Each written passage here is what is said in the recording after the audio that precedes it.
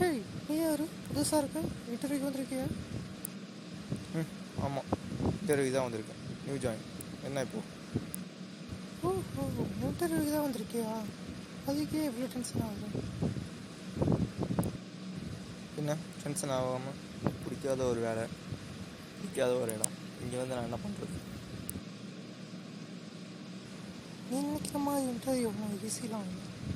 இங்கே ரொம்ப டஃப்பாகவே இருக்கும். ஜாக்கிரதையாக ஹேண்டில் பண்ணு. ஸோ இப்போ வேறு இருக்கிற டென்ஷனில் இந்த கான்ஃபிடென்ட்டும் போச்சு. அங்கே போய் என்ன பண்ண போகிறேன்னு தெரியல.